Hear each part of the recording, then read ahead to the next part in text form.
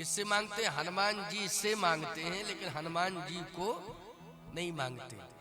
भगवान के मंदिर में जाते तो भगवान से मांगते, भगवान को नहीं मांगते। अरे मंदिर में जाओ, चाहे भगवान के मंदिर में जाओ, चाहे हनुमान जी के किसी देवी देवता के मंदिर में, उससे यही कहो कि हम आप ही को चाहते हैं, आप ही हमारे हो जाओ, बस हमें और कुछ नहीं चाहिए, आप हमारे हो जाओ। जब वही हो जाएंगे तो जो भी जब चाहोगे जिस समय सब मिलता रहेगा, है नहीं?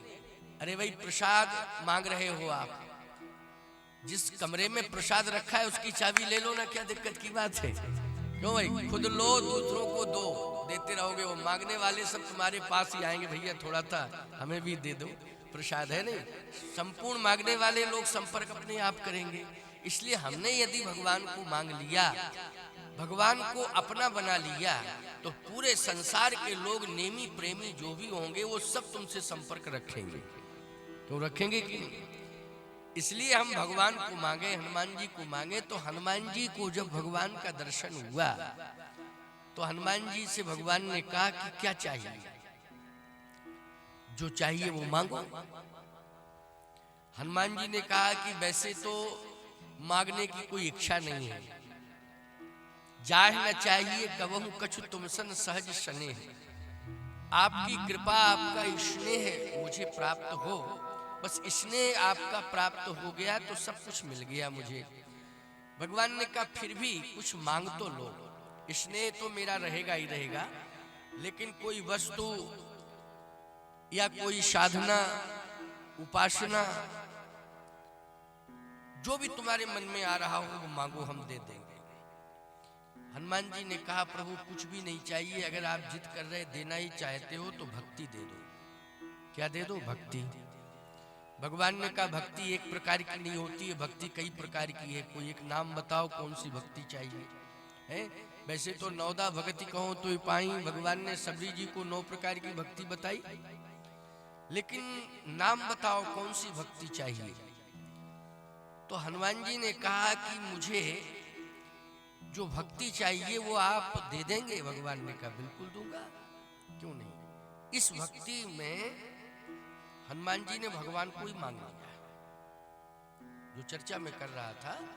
क्योंकि मेरे पास समय बहुत ज्यादा नहीं है, अभी मुझे कन्नौज के पास पहुंचना है, छिबरा मऊ के समीपस्थ ग्राम अतिराजपुर में, तो वहाँ सम्मेलन चल रहा है, सत्संग चल ही रहा है। वो तो 2-4 दिन पहले से शुरू है, लेकिन किसी तरह से कार्यक्रम बनाया था, उनको 2 दिन का समय दिया।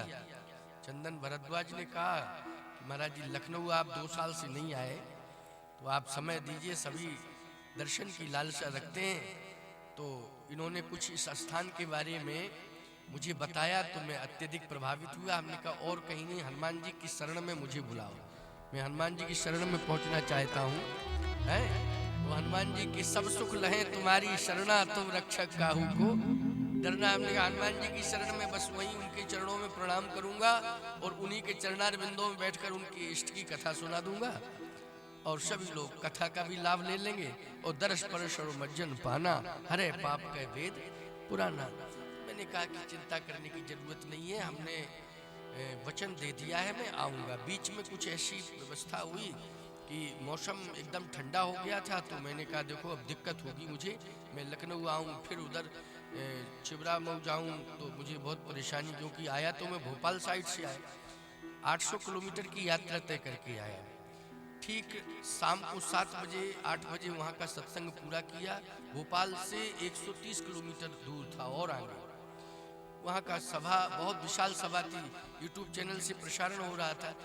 वहाँ तो हजारों की संख्या में 50,000 लोग उपस्थित थे उस सभा में, वो प्रसारण भी चल रहा था, यहाँ का भी चल रहा है प्रसारण लाइव। ये देखिए सिस्टम मेरे साथ रहता है, यहाँ का भी यूट्यूब में पड़ जाएगा, यहाँ की कथा भी लोगों को सुनने को मिलेगी, रिकॉर्डेड कथा हो गई है। तो मैंने कहा ठंडी है इसलिए थोड़ा चेंज किया जाए, बाद में कभी आएंगे। क्या महाराज सबको सूचना दे दी गई है और आप नहीं आएंगे तो लोग कहेंगे झूठा प्रचार किया। हमने कहा देखो हनुमान जी बुला रहे हैं और हनुमान जी महाराज खींच रहे हैं, और वो अगर हम मुझे बुला रहे हैं और खींच रहे हैं तो मुझे बुलाएंगे और ठंडी को भगाएंगे, ये पक्की बात है। मुझे बुलाएंगे और वास्तव में आज उतना ठंडी का अनुभव नहीं हो रहा है। क्यों भाई? परिवर्तन 2-3 दिन पहले जो एक मौसम में बहुत शीतलता थी, शीत लहर चल रही थी, शीत लहर, सारे लोग प्रभावित थे। और उत्तर प्रदेश की लखनऊ की ठंड की चर्चा तो पूरे भारत में हो रही थी साहब, ऐसी ठंडी थी यहाँ। लेकिन हनुमान जी ने आज भगा दिया ठंडी को, तो ये कृपा उनकी है। और अद्भुत आश्रम देख करके देखो, एक बात आपको बताएं, मंदिरों में क्यों जाना चाहिए? नित्य जाना चाहिए। आप कहते हो समय नहीं मिलता है, समय नहीं मिलता तो हम मंदिरों में कैसे जाएं? समय तो मिलना चाहिए। आप सर्विस कर रहे हैं उसके लिए समय है, क्योंकि आप शासन के अधीनस्थ हैं, प्रशासन का दबाव आपके ऊपर है, आपको ऑफिस जाना पड़ेगा। आप बिजनेस कर रहे हैं तो व्यापार का दबाव आपके ऊपर है, आप समय निकाल के जा रहे हैं। स्वास्थ्य भी प्रभावित होता है तो आप सर्विस और व्यापार नहीं छोड़ पाते हो। बहुत ही ज्यादा प्रभावित हो जाए अलग बात है, लेकिन थोड़ा बहुत अगर स्वास्थ्य प्रतिकूल है तो आप तुरंत दवा ले लेते हो और पहुंचते हो, जरूर पहुंचते हो। किसी रिश्तेदार के यहाँ कोई निमंत्रण आ गया है, आपका स्वास्थ्य भी प्रभावित हो, कहे भैया नहीं जाएंगे तो बुरा मान जाएगा वो, इसलिए हमें जाना पड़ेगा, भले ही कुछ खाएंगे नहीं लेकिन जाएंगे जरूर। ऐसा तो आप उस रिश्तेदारी में भी जाते हो, वहाँ के जो भी निमंत्रण आदि के संबंधित व्यवहार हैं उनका निर्वाह करते हो। आप मित्रों के यहाँ भी जाते हो, आप अखबार भी पढ़ते हो, आप पता नहीं दूरभाष पर बात भी करते हो, आपको समय मिल ही जाता है। लेकिन मंदिर की बात जब आती तो कहते भाई समय, मौसम भी प्रतिकूल है, समय नहीं है, इसलिए नहीं जा पाता हूँ। नहीं, मंदिर जरूर जाना चाहिए। क्यों? मंदिर पहुँचने पर, देवता का दर्शन करने पर जो दिनचर्या और रात्रिचर्या में पाप हो जाते हैं, ऐसी बात नहीं कि जानकारी में ही पाप होते, अनजाने में भी बहुत से पाप होते हैं। हम ये नहीं कहते हैं, ये कोई चैलेंज नहीं कर सकता है कि मुझसे जीवन में पाप होता ही नहीं है। और वो ये भी कह सकता है कि मैं चैलेंज कर रहा हूं, मेरी जानकारी में मुझसे कोई पाप नहीं हुआ। अनजाने में तो हुआ है, उसकी जानकारी तुम्हें नहीं, तुमसे पाप हो गया। लेकिन यदि आपने चाहे रात्रिचर्या हो चाहे दिनचर्या हो, किसी भी चर्या में आपसे अनजाने में भी कोई पाप, जाने अनजाने में कोई पाप हो गया है, आप जैसे ही मंदिर में प्रवेश करेंगे, भगवान का दर्शन करेंगे, अपने आप वो जाने अनजाने वाला पाप समाप्त हो जाएगा, दूर हो जाएगा।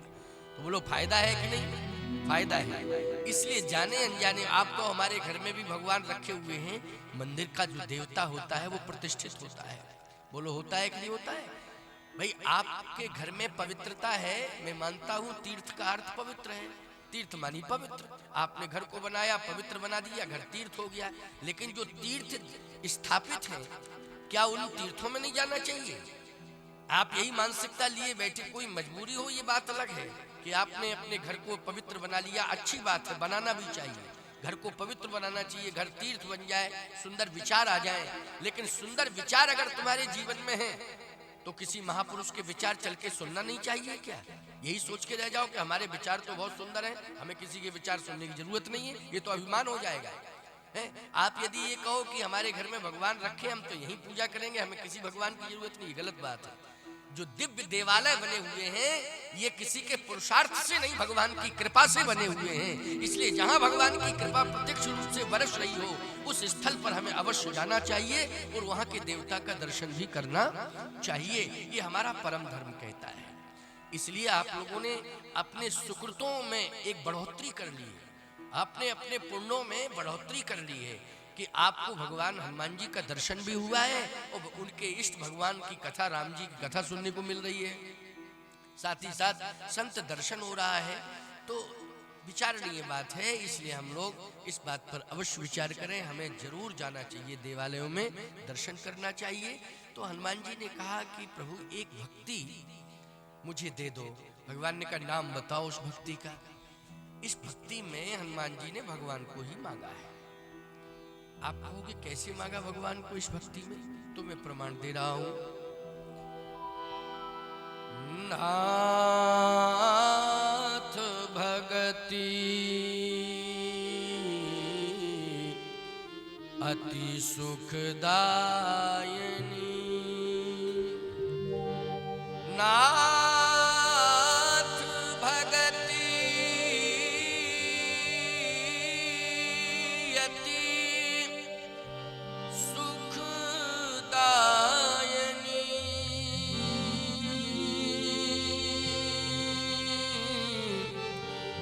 देहु कृपा करी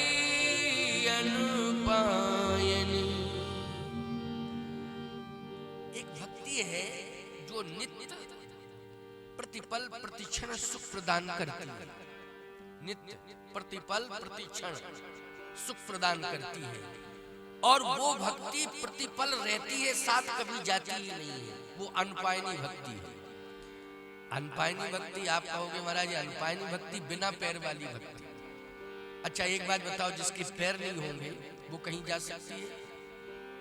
या जिसके पैर ना हो वो कहीं नहीं जा सकता है? क्यों भाई? चाहे पुरुष हो चाहे स्त्री हो, चाहे जीव हो जंतु हो, खग मृग आदि आदि 84 लाख पैर नहीं है तो फिर वो कहीं नहीं जा सकता है प्राणी। पैर होते हैं तभी प्राणी चलता है, बिना पैर के कोई नहीं चलता है। हाँ, उसे उठा करके कोई ले जाए कहीं तो अलग बात, लेकिन वो अपने आप कहीं नहीं जा सकता है बिना पैर वाला व्यक्ति या बिना पैर वाला कोई जीव प्राणी। हनुमान जी ने कहा बिना पैर वाली भक्ति आप मुझे दीजिए। भगवान ने कहा बिना पैर वाली भक्ति? हाँ, क्यों? वो तो खंडित भक्ति मानी जाएगी। क्यों भाई? पैर नहीं है तो वो खंडित माना जाएगा कि नहीं? जिसके पैर ना हो, हाथ ना हो या अंग भंग हो गया हो तो खंडित की पूजा भी नहीं करनी चाहिए। और खंडित व्यक्ति से ये जरूर कहना चाहिए कि भगवान से प्रार्थना करो, प्रायश्चित कर लो, जिससे अगले जन्म में तुम सर्वांग सुंदर होके आओ। क्यों भाई? इसलिए किसी भी प्रकार की कोई भूल मत करना, क्योंकि कोई भूल की होगी तभी तो प्रकृति ने कोई अंग छीन लिया है, अथवा सर्वांग सुंदर होने के बाद किसी घटना दुर्घटना में आपके अंग चले गए। क्यों भाई? दोनों प्रकार की परिस्थितियां होती हैं। एक तो व्यक्ति आता है तो साथ में ही कोई अपंगता लेके आता है, अथवा कोई घटनाग्रस्त हो, दुर्घटनाग्रस्त होता है तो अपंग हो जाता है। तो भगवान से प्रार्थना करना चाहिए। हनुमान जी ने कहा कि सरकार आप इस बात से मुझे बहलाए फुसलाए ना कि वो खंडित भक्ति, ये भक्ति, आप तो पहले ये बताओ कि आप देने के लिए तैयार हैं कि नहीं? भगवान ने कहा दे दूंगा, लेकिन तुमने ये बिना पैर वाली भक्ति क्यों मांगी? हनुमान जी ने कहा इसलिए कि इस भक्ति को हम अपने हृदय में रखेंगे। तो पैर वाली भक्ति कहा, पैर वाली भक्ति तो ये कि थोड़ी सी असावधानी होगी, ये पैर वाली होगी तो चली जाएगी, और बिना पैर वाली होगी तो वो जहां हम जाएंगे वहीं जाएगी, वो मेरे हृदय में रहेगी, और जैसा हम कहेंगे वैसा ही वो भक्ति करेगी, क्योंकि वो भक्ति मेरे हृदय के अंदर रहेगी। तो भगवान ने कहा अच्छा अच्छा, तो इसका मतलब है कि वो भक्ति तुम अपने हृदय में क्यों रखना चाहते हो, ये बताओ। मैं बिना पैर वाली भक्ति इसलिए हृदय में रखना चाहता हूँ कि वो मेरे हृदय में सदा रहेगी, कहीं जा नहीं पाएगी, और जहाँ भक्ति होती है वहाँ भगवान आप निश्चित रूप से वहीं रहते हैं। जहाँ भक्ति होती है वहीं आप रहते हैं। जब भक्ति नित्य रहेगी तो नित्य आप मेरे हृदय में रहेंगे, कभी मेरे हृदय से बाहर होंगे ही नहीं। इसलिए बंदो पवन कुमार खलवन पावक ज्ञान घन, जासु हृदय आगार बसई राम सरचा। इसलिए बिना पैर वाली अनपायनी भक्ति हनुमान जी ने मांगी है। भगवान सदा हनुमान जी के हृदय में रहते हैं। जहां पर हनुमान मंदिर हो, जहां राम मंदिर हो, वहां हनुमान मंदिर बनाना जरूरी है। लेकिन जहां अगर हनुमान मंदिर बन गया है तो वहां राम मंदिर अलग से बनाने की जरूरत नहीं है। हनुमान जी के हृदय में ही राम जी बैठे रहते हैं। हनुमान जी के दर्शन से राम जी का दर्शन अपने आप हो जाता है। लेकिन जहां राम मंदिर बना है वहां हनुमान मंदिर बनाना तो जरूरी है। लेकिन जहाँ हनुमान जी का मंदिर बन गया है ये आवश्यक नहीं कि वहाँ राम मंदिर बने, क्योंकि उनका दर्शन किया हनुमान जी का तो उनके हृदय में राम जी बैठे ही हैं। यानी हनुमान जी के विराजमान होते ही अपने आप राम मंदिर बन जाता है, अलग से बनाने की जरूरत नहीं पड़ती है। क्योंकि बंदहु पवन कुमार खलबन पावक ज्ञान घन, जासु हृदय आगार बसहि राम सर चाप धर। इसलिए महावीर बिन बहु हनुमान, महावीर बिन बहु हनुमान, राम जासु जस आप बखान, राम जासु जस आप बखाना, राम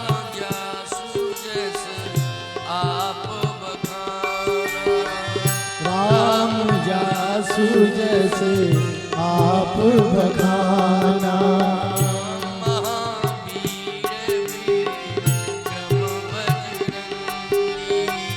महावीर विक्रम बजरंगी,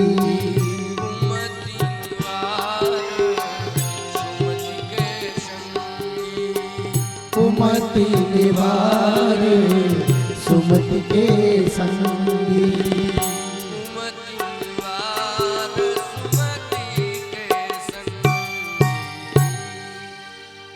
महावीर विनमो हनुमान।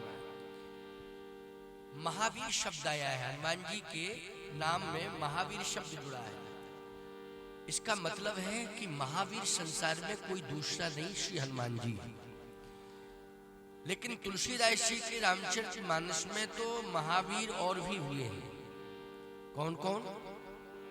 बोले जायन साचर भय सब महावीर बलवान, कुंभकर्ण रावण सुभट सुर विजयी जगजान।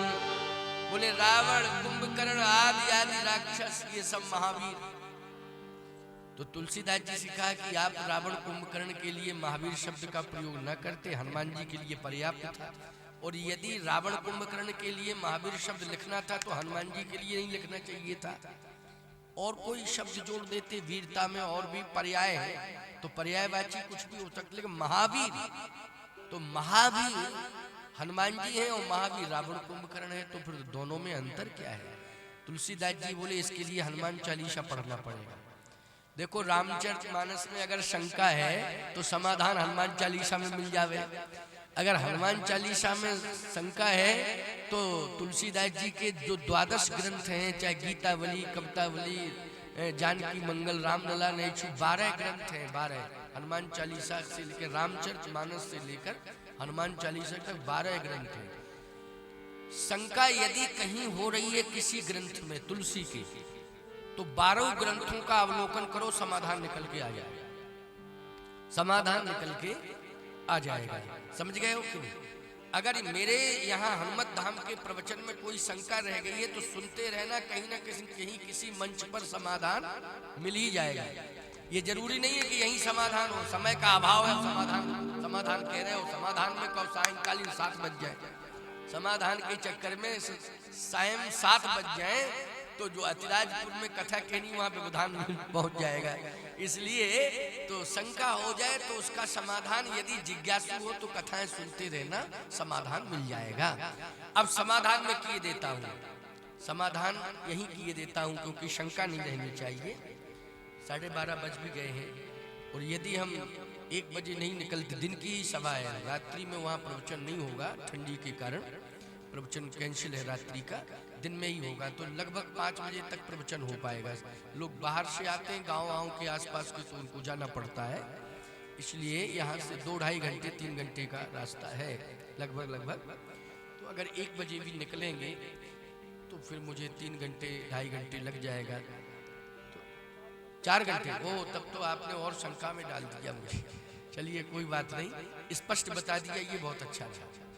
स्पष्ट बता दिया, ये बहुत अच्छा रहा। नहीं तो है, हाँ, वैसे तो एक्सप्रेस वे से जाएंगे, कोई बात नहीं। चलिए भगवान हनुमान जी पहुंचाएंगे, सारी बात तो हनुमान जी पर विश्वास करो। हनुमान जी जब यहाँ से भेजेंगे तब जाऊंगा, और जब हनुमान जी पहुंचा देंगे तब पहुंचूंगा। हनुमान जी पर छोड़ रहा हूँ, अपने आप नहीं ले रहा हूँ कोई जिम्मेवारी, ठीक है ना। हनुमान जी चाहेंगे तो जल्दी पहुंचा देंगे, है ना। आइए सुनिए। महावीर बिनबो हनुमाना, राम जासु जस आप बखाना। जाय निशाचर भय सब महावीर बलवान,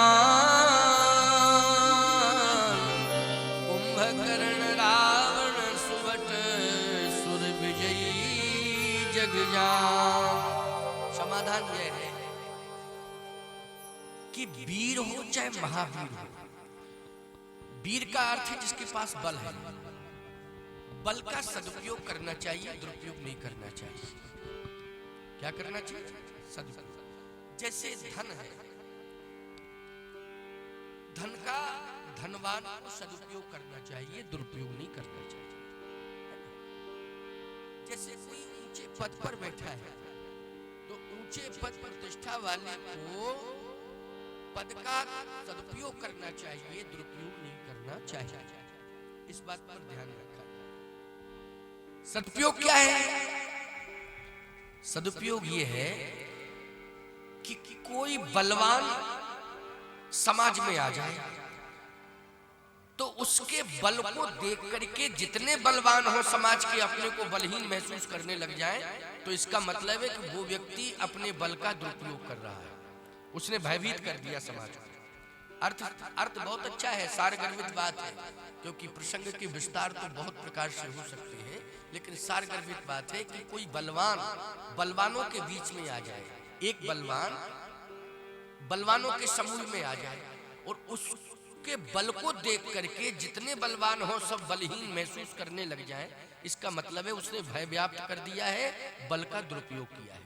फिर आप कहो महाराज बल का सदुपयोग क्या है? ऐसा बलवान समाज में आ जाए कि समाज के जितने बलहीन हो उसके बल को देख करके अपने को सब बलवान महसूस करने लग जाए, ये है बल का सदुपयोग। ठीक इसी प्रकार से धनवान के साथ ये सिद्धांत लागू है। कोई ऐसा धनवान आ जाए समाज में कि जितने धनवान हो सब धनहीन महसूस करने लगे अपने को, नहीं नहीं नहीं, इसका मतलब है कि उसने अपने धन के अभिमान से धनहीनों में गिलानी पैदा कर दी है कि तुम्हारे पास क्या है, देखो मेरे पास ये है, तुम्हारे पास है क्या? नहीं नहीं, कोई धनवान ऐसा आ जाए कि जितने समाज के धनहीन हैं उसको देख करके अपने को धनवान महसूस करने लग जाए कि अब हमें चिंता नहीं करना है, क्योंकि हमारे बीच में ऐसा व्यक्ति है कि उसका धन हमारा ही धन है, ये महसूस करने लग जाए तो निश्चित रूप से वो धन का सदुपयोग कर रहा है।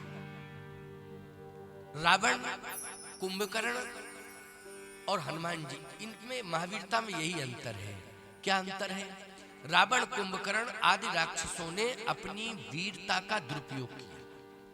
क्या किया? दुरुपयोग किया। कैसे किया? देव, यक्ष, गंधर्व, नर, किन्नर, नाग, कुमारी, जीत बड़ी निज बाहुबल, बहु सुंदर बरनार।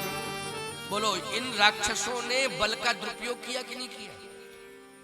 बल के दुरुपयोग का स्वरूप प्रत्यक्ष रूप से दिखाई दे रहा है कि देव यक्ष कन्याओं को हठात जबरदस्ती बल पूर्वक खींच करके लाता है और बेचारे वो देव किन्नर यक्ष कुछ नहीं कर पा रहे हैं, रो रहे हैं, और वो बेटियां, बहू बेटियां सब रोते हुए बिलखते हुए लंका की ओर जा रहे हैं।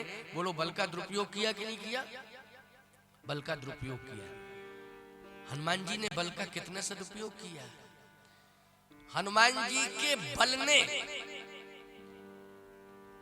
देवताओं को, राक्षसों, देवताओं को, संतों को, भक्तों को, यहां तक कि भगवान को भी भय मुक्त कर दिया है। हनुमान जी के आने से सभी भय मुक्त हो गए।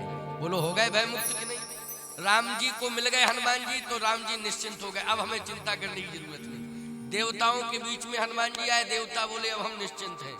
संतों के बीच में हनुमान जी आए तो संत निश्चिंत हो गए। साधु संत के अरे तुम रखवारे, असुर निकंदन राम दुलारे। साधु संत प्रसन्न हो गए और ये जितने राक्षस थे, देखो भय मुक्त कौन कौन हुए? भय मुक्त हुए स्वयं भगवान राम। यद्यपि राम जी को कौन भय दिखा सकता, लेकिन वो स्वयं कह रहे अब हमें चिंता नहीं कर, चिंता मुक्त होना ही भय मुक्त होना है। राम जी हो गए, देवता हो गए, साधु संत हो गए, जितने भक्त थे वो सब हो गए भय मुक्त। अच्छा, भय किन में आ गया? असुर निकंदन, राक्षसों में भय आ गया। बोले अब मरे, अब नहीं बचे, क्योंकि हनुमान जी आ गए इसलिए अब हम बचने वाले नहीं हैं। तो भय किस में आया? राक्षसों में। और भय मुक्त कौन हुए? देवता, साधु, संत, भक्त। तो बोलो, बल का सदुपयोग है कि दुरुपयोग? हैं? और रावण क्या करता था अपने बल से? रावण यावत सुने उसकोहा, और देवन तके मेरु गिर खोहा, चलत दसालन डोलत धरणी। बोलो, पृथ्वी कांप रही है, देवता भाग रहे हैं, महात्मा सब भाग रहे हैं। इसका मतलब है बल का दुरुपयोग है, क्योंकि भय व्याप्त कर रहा है। कौन? रावण, कुंभकर्ण, ये राक्षस है। दुरुपयोग कभी नहीं करना चाहिए। तुलसीदास जी ने समाधान दे दिया। अंतर है, क्या अंतर है? बोले हनुमान जी की महावीरता में राक्षसों की महावीरता में क्या अंतर है? बोले अंतर यही है, महावीर विक्रम बजरंगी, कुमति निवार सुमति के संगी। हनुमान जी कुमति निवार सुमति के संगी, और रावण कुंभकर्ण बोले सुमति निवार कुमति को संगी। ये जितने भी राक्षस थे ये सब कुमति के संगी हैं, इसलिए इनका बल हम सब के लिए ग्राही नहीं है। श्री हनुमान जी का बल ग्राही है। हनुमान जी का बल हम सब के लिए भयमुक्त कराने वाला है। और हनुमान जी के बल के प्रभाव से हम सब सनातनी समाज के लोग निश्चिंत हैं और चिंता मुक्त होकर के, भय मुक्त होकर के आनंद प्राप्त कर रहे हैं। ये हनुमान जी के बल का प्रभाव है। और राक्षसों के बल से हम लोग भयभीत हो जाते हैं, इसलिए हनुमान जी ने 75% राक्षसों को मार डाला अकेले। 100% मार रहे थे वैसे, लेकिन 75% 25 इसलिए छोड़ दिए कि भगवान राम युद्ध करेंगे तो किससे लड़ेंगे? फिर पेड़ पौधों से लड़ेंगे क्या? क्यों भाई? राम जी के लिए कम से कम युद्ध होगा तो 25% राक्षसों तो रहना चाहिए।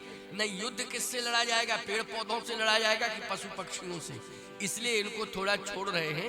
पहली यात्रा में ही कछु मारे कछु मर्दिश, कछुक मिलस धर धूर, ओ कछु पुण्य जाय पुकारे, प्रभु मर कट बल भूर। हनुमान जी ने 75% राक्षस मार डाले। रावण को भी निपटा रहे थे, लेकिन ब्रह्मा जी बोले नहीं नहीं, हमने जो विधान बनाया है उसको चौपट मत करो, क्योंकि राम जी के हाथ से रावण की मौत है। अगर तुम रावण को मार डालोगे तो फिर ब्रह्मा की महिमा क्या रहेगी? कोई नहीं मानेगा। क्या ब्रह्मा तुम्हारा संविधान झूठा है, इसलिए कोई नहीं मानने को तैयार है। हनुमान जी ने कहा तो आपने अगर संविधान बनाया है, उस विधान में यदि प्रभु राम के हाथ से मृत्यु सुनिश्चित है तो आपकी मर्यादा रखना मेरा परम धर्म है। मैं अपने बल का दुरुपयोग नहीं करूंगा।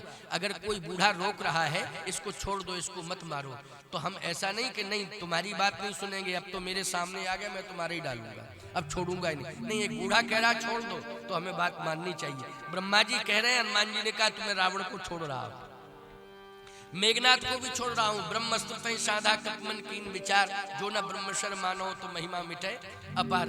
इसलिए मैं मेघनाथ को भी छोड़ रहा हूं। तो ब्रह्मा जी की जहां जहां मर्यादा थी वहां वहां जो है राक्षसों को हनुमान जी ने छोड़ दिया, क्योंकि ब्रह्मा ने बताया इनको छोड़ो, ये हमारे विधान में श्री राम जी के हाथ से मारे जाएंगे या अमुक के हाथ से मारे जाएंगे, इनको छोड़ो, हमारे विधान के अनुसार अमुक के हाथ से मारे जाएंगे। तो हनुमान जी ने कहा ठीक है, आपकी बात हम मानते जा रहे हैं। तो 25% में वही जो ब्रह्मा जी बताते गए उन्हीं को छोड़ते गए, और बाकी 75 में तो सब कछु मारे कछु मर्दिस, कछु मिलाए धर धूर, कछु पुन जाए पुकारे, प्रभु मरकट बल भूर। तो इसलिए हनुमान जी जहां हैं वहां हमें भयमुक्त रहना है। हम घर में भी बैठे हैं और हनुमान जी पर हमें भरोसा है, तो याद रखना हमारा न तो रोग बीमारी महामारी कुछ बिगाड़ पाएगी और न किसी गुंडे का आतंक हमें भयमुक्त कर पाएगा। प्यारे, है ना? आतंक भी हमें कोई भययुक्त नहीं कर पाएगा, कोई भयभीत नहीं कर सकता है। भयमुक्त यदि हम हो सकते हैं तो हनुमान जी की कृपा से। और कोई भी असामाजिक तत्व यदि हमें भयभीत करना चाहे, हमारे जीवन को अस्त व्यस्त करना चाहे, तो हम हनुमान जी पर भरोसा रखें। हम यदि उसका कुछ नहीं बिगाड़ सकते हैं, लेकिन हम हनुमान जी के हो गए हैं, हनुमान जी हमारे हो गए हैं, तो एक ना एक दिन, आज नहीं तो कल, कल नहीं तो परसों, परसों नहीं तो बरसों में उसका आतंक समाप्त हो जाएगा, उसका अस्तित्व भी समाप्त हो जाएगा। हमारे बल से नहीं, हनुमान जी की कृपा से। इस बात पर विश्वास करना है। इसलिए संकट ते हनुमान छुड़ावे, मन क्रम वचन ध्यान जो लावे। संकट रह नहीं सकता है, संकट सारे दूर हो जाएंगे। कारण एक ही है कि हम हनुमान जी के हैं, बस हनुमान जी के हैं, इसी कारण से वो संकट दूर होगा। और यदि हम अपने पुरुषार्थ को आगे कर दें और पुरुषार्थ के बल पर हम कोई व्यवस्था चेंज करना चाहें या किसी को प्रभावित करना चाहें, तो पुरुषार्थ के बल पर कोई किसी को मानने को तैयार नहीं है, क्योंकि सब अपने अपने घर के राजा हो गए स्वतंत्र भारत में। बोलो, हो गए कि नहीं हो गए? स्वतंत्र भारत में सब अपने अपने घर के राजा हैं। अरे आज मुख्यमंत्री जी हैं, प्रधानमंत्री जी हैं, अभी आचार संहिता लग जाएगी तो वो सब सबके यहाँ जाएंगे, उनके कार्यकर्ता, भैया अब अगले बार में जरा ध्यान रखना हमारा। तो वो कहेगा कि देखो राजा हमारे यहाँ आया कि हम राजा के यहाँ गए। इसका मतलब है कि कुछ काल के लिए राजा भी अगर किसी को बनाया जाता तो जनता बनाती है। क्यों भाई? राजा कौन? जनता। पहले राजा के अधीनस्थ जनता रहती थी, अब जनता के अधीनस्थ राजा रहता है प्यारे। उसी के हाथ में उसका राजपाट है। अगर जनता साथ नहीं देगी तो राज्य चला जाएगा।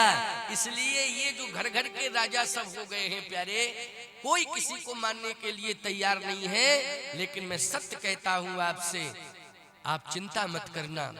आप भले ही समाज के लिए अपने घर घर के राजा बने रहें, लेकिन हम संपूर्ण विश्व के राजा अगर कोई है तो राजा रामचंद्र हैं। और रामचंद्र के प्रमुख दास श्री हनुमान जी हैं।